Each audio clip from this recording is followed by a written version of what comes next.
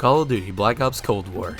Another year has gone by in the Call of Duty cycle, and it's that time of year where everyone's hyped for the new game, only to start bitching about it the same day the game comes out. Call of Duty Vanguard is right around the corner with only 4 more days until release, and Cold War is coming to an end of its prime. So I wanted to make this video to sort of give my final thoughts about this game and look back at all the content that was added and just everything that's happened with this past year of Call of Duty. I might make this an annual thing, so next year whenever Vanguard is at the end of its year, I'll probably do the same thing. Overall, I want to start by saying I enjoyed Cold War for the most part, and I actually think it's a pretty good game. I think it got way more hate than it truly deserved, and I believe within like the next maybe 2, 3, 5 years, the community is going to look back on this game and say, you know, Cold War wasn't so bad. It's actually pretty decent. That's not to say that Cold War is perfect or even an amazing game, because it's not. It's definitely got its issues, and so yeah, we're going to cover some of those with this video. I really liked how this game undid all the wrongs that the previous game had. Cold War gave us back longer time to kills, or TTKs, a regular, standard, normal working minimap, Ninja as a perk, better overall map design, and just overall faster paced gameplay. They got rid of the doors, made default footsteps not so fucking loud to the point where Ninja would be a crutch perk, and they made it to where Ghost only works while moving and you can't just sit in a corner all game. Everything that I just listed is stuff that Modern Warfare 2019 did wrong, and personally why I did not enjoy the game that much as far as the multiplayer goes. Cold War fixed all that and made it better. The core gameplay of this game was actually really solid. Probably one of my favorite games of all time when it comes to the actual core gameplay. As someone who enjoys grinding camos and challenges, I really liked the fact that we had 2 mastery camos to go for, that being DM Ultra for multiplayer and Dark Ether for zombies. Although one thing I do want to note is that it is absolutely unacceptable that this game has been out for almost a year, and the 2 most difficult camos to earn in the game still look like this on certain weapons. But of course, the blueprints that you can buy from the store bundles work just fine. I mean, come on Treyarch, y'all are better than this. Like, this is ridiculous. This is unacceptable. This game honestly was lacking in terms of content when it first came out, with only, I think, 8 6v6 maps and only a handful of game modes to play.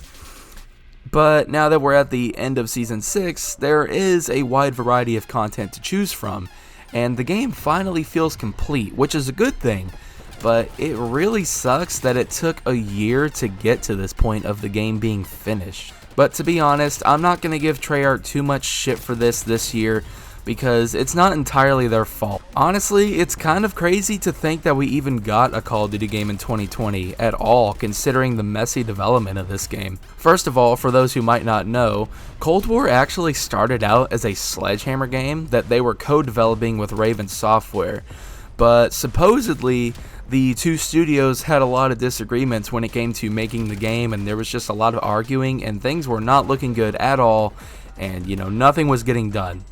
So Activision pulled those 2 developers off of the game and brought in Treyarch, forcing them to make it into a Black Ops game and forcing them to finish developing a game that they hadn't even started, and that also cut down their development time down to 2 years rather than the typical 3 years. So they were already kind of screwed at that point. And then of course another thing that really hurt Treyarch was the fact that a good portion of their development time took place during the pandemic, which forced employees to work from home, and therefore I'm sure made development slower and much more challenging. So I'm not going to give them too much shit for the lack of content in Cold War. I'm going to give them a pass this year, but I really hope that with their next game that they do a much better job. I mean, if you look at Vanguard, we're going to have some of the most content at launch that we've had in years, if not ever.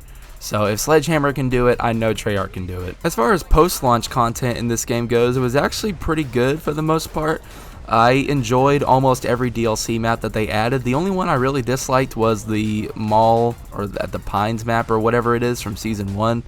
But some of my favorite original maps that they had throughout the seasons were Apocalypse, Yamantau was pretty solid, and I honestly really grew to love the map America from Season 6. And of course, all the remakes they brought back were really good. I really enjoyed replaying, especially some of the maps that we've never seen be remade before, such as Drive-In from Black Ops 1, Zoo from Black Ops 1, and of course they had some of the fan favorite classics like Slums. I really enjoyed playing all those, but I do gotta say, I feel like they went a little bit too crazy with the remakes. Throughout the course of this past year, we got a total of 18 6v6 maps added. Now, I'm not including Fireteam or Gunfight, only 6v6. But out of those 18 6v6 maps that were added, 9 of them were remakes. 1/2 of them were remakes. Now, once again, I'm not saying I don't like having remakes. I do. But I think there should be a limit as to how many they bring back. We definitely shouldn't be having, half of our DLC content be just remakes. When it comes to the weapons, especially the ones that they added with the seasons, I found that most of them were just rehashed weapons that we've already seen before in other Black Ops games, just with different names. There were a few unique ones and fun ones that made a return, such as the ballistic knife, nail gun, and the crossbow, and I enjoyed using those, but overall, the DLC weapons were pretty boring, with most of them just being a typical assault rifle or SMG. I was happy to see the gunsmith come back, but I gotta say, I wish the attachments would have been more unique to certain weapons, because every weapon in this game pretty much had the same attachments across the board, and I ended up using almost the same exact setup for all like the SMGs, all the ARs. Like every gun in its class had pretty much the same attachments across the board. There were like maybe a few weapons here and there that had a few specific attachments, but yeah, overall, this just felt like a more watered down version of Gunsmith from Modern Warfare. And while I was happy to see it come back, I really hope that they improve it with their next game and add more uniqueness to all the weapons and attachments. The Prestige shop was really cool. I like how once you got to Master Prestige, you could pick literally any Prestige icon that you wanted from any past COD game. They had a lot of unique calling cards as well that you can only unlock by getting to certain levels, which was cool. And I like it. I hope to see it come back with Vanguard. One thing I didn't like, however, is the actual progression system. Was not a fan of the seasonal prestiges. I really just want regular prestiges back, man. I will say that the progression system that we had in this game was better than what we had in Modern Warfare, where you could only get to level 155 every season and that's it, with no prestige icon to even show for it either. At least we have that in this game, in Cold War, where you could go past level all the way to 1000 and you could pick your prestige icon. But the traditional prestige system is just so much better in my opinion, because it honestly just kind of feels useless leveling up past level 200 in Cold War, because you're just going to get reset later on, and you get no reward to show for it, for going past 200. Now, if we got something like an exclusive camo, or an exclusive, operator outfit, or calling card, or something, for reaching, increments, say for example level 500, level 700, level 1000, then that would probably make it more worthwhile to keep grinding the levels every season. Hopefully they give us something like that in the future. We really just need more incentive to keep leveling up after reaching Master Prestige. Aside from the Haunting event that we have going on, all the other events that they had this year with Cold War and Warzone were honestly kinda lackluster. I really wish we could see Days of Summer or Shamrock and Awe events come back, because those were some of my favorites in the past COD games. They added a lot of cool game modes this year with the seasons, such as Infected, Demolition, Gun Game, Prop Hunt. I do want to say though, I really hate how these are all game modes that we've seen before, and they're just using them as post-launch game mode content. It really sucks to see that. I wish they could just come up with more unique ones, because I know they're capable of doing it, because we also got a few brand new modes that we've never seen before, such as Double Agent, which was personally one of my favorites to play, especially with friends. And with the Halloween event, they have Scream Deathmatch. Once again, another unique, cool, new game mode. I know they're capable of doing it, and, I'm glad to have some of these fan favorite modes come back, but it just really sucks that we have to wait basically an entire year to get all these game modes when we used to get these at launch in other games. It's always nice to have a variety of casual game modes to go play when other game modes get a little too sweaty. And speaking of sweaty, let's shift over to SBMM, or skill-based matchmaking, everyone's favorite. SBMM is currently the strongest we've ever seen it, at least in my opinion, and I'm sure that's not going to change. The thing about SBMM is I can't really blame Treyarch for it, because at the end of the day, it's not really up to the developers. This is more of a thing that Activision is pushing and forcing to be put in the game. If SBMM wasn't so strong, I think a lot more people would enjoy Cold War, because that's like the #1 complaint I always hear from people online, is whenever they play Cold War, you know, they're just tired of going against sweaties every single game. That's like the #1 thing I hear. Every time you hop on this game, you go on a roller coaster. You have a string of good games. You're feeling good. And then guess what? SBMM kicks in and decides to throw you in some harder pro lobbies. And then you may end up getting a string of bad games. And it's just really not fun, you know? Another bad side effect of SBMM is the fact that lobbies disband after every game, so there's no opportunities to make rivalries or friendships.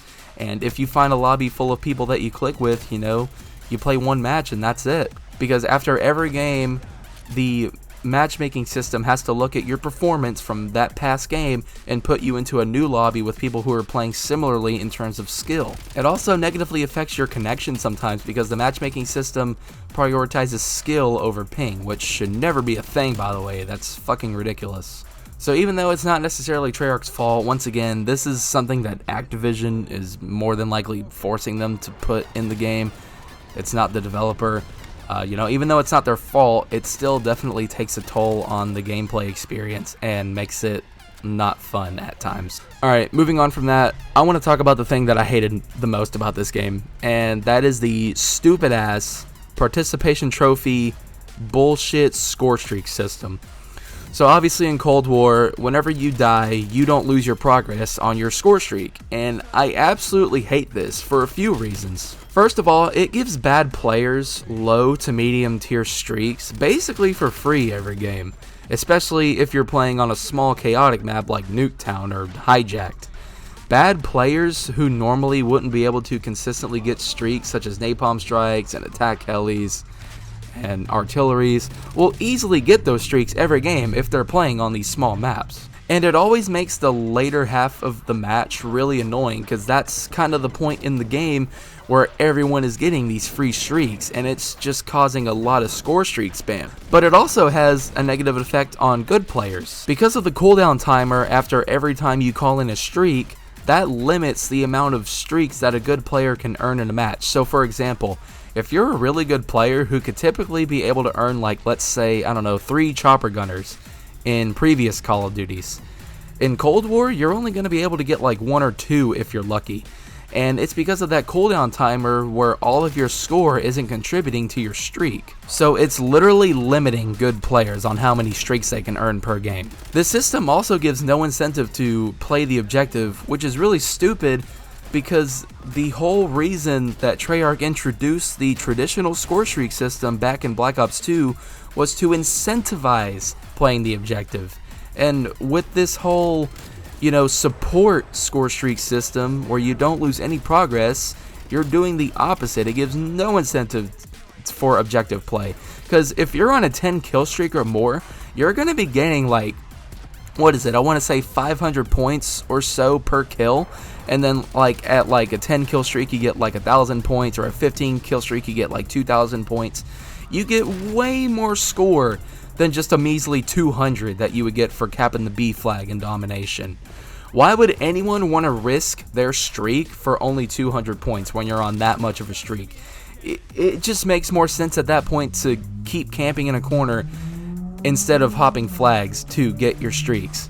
And it almost acts more like a kill streak system rather than a score streak system because of this. Because like I said, the more kills you chain together in a life, you're getting more score. So it just seems like it incentivizes staying alive and getting kills rather than playing the objective, which is really stupid because that's not what the traditional score streak system was about. It was about, you know, rewarding those objective players. I just hate everything about this system. I hate that it gives bad players free streaks on, you know, small maps. Now that's not to say a bad player is going to get like a gunship every game. That's definitely not going to happen.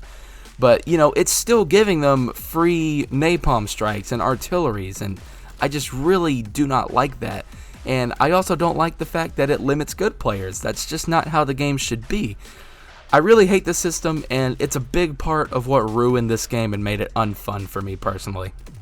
And I hope to never see this system return. Treyarch, please take notes and do not bring this shit back. And with that, that's pretty much all the things I wanted to talk about with Cold War, all the big major bullet points.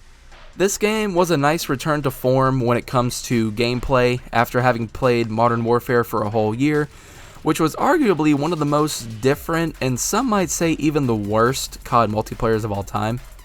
I wouldn't be surprised though if this is the last COD game we ever get, or at least for a while, that has the same type of like really arcadey movement and feel to it. Vanguard is adapting to the Modern Warfare 2019 engine this year, and I have a feeling that Treyarch's next game will probably do the same, which is a good thing, I do want to say. I mean, with the newer engine, they can have better graphics, animations, audio, movement, etc. The engine wasn't the problem with Modern Warfare.